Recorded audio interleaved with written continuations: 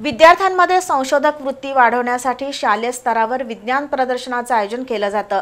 हातकणंगले तालुक्यातील शालेय विज्ञान प्रदर्शन रेंदाळ इथं आयोजित केलं होतं। 200 गावांमधील विद्यार्थ्यांनी विविध प्रकारची वैज्ञानिक उपकरणं सादर केली।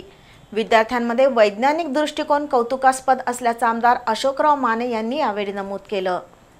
हातकणंगले तालुक्यातील रेंदाळ इथं शिक्षण विभाग, न्यू इंग्लिश स्कूल आणि ज्युनियर कॉलेज यांच्या संयुक्त विद्यमानं विज्ञान प्रदर्शन आयोजित करण्यात आलं होतं। सुमारे 200 शाळांमधील विद्यार्थ्यांनी आपल्या कल्पकतेतून तयार केलेली उपकरणं या प्रदर्शनात मांडण्यात आली होती। आमदार अशोक माने, आमदार राहुल आवाडे, आमदार जयंत आसगावकर, स्वामी विवेकानंद संस्थेचे श्रीराम साळुंखे, शिक्षक नेते दादा लाड, सरपंच सुप्रिया पाटील, उपसरपंच अभिषेक पाटील, विलास खानविलकर यांनी या प्रदर्शनाला भेट दिली।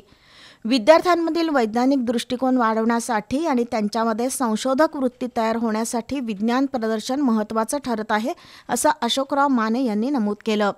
दरम्यान समारोपाच्या बालवैज्ञानिक विद्यार्थ्यांकडे दुर्लक्ष करून उत्साही गुरुजींचा आमदारांच्या हस्ते सत्कार करण्यात आला। मात्र गुरुजींच्या सत्कारावेळी उडालेला गोंधळ चर्चेचा विषय ठरला।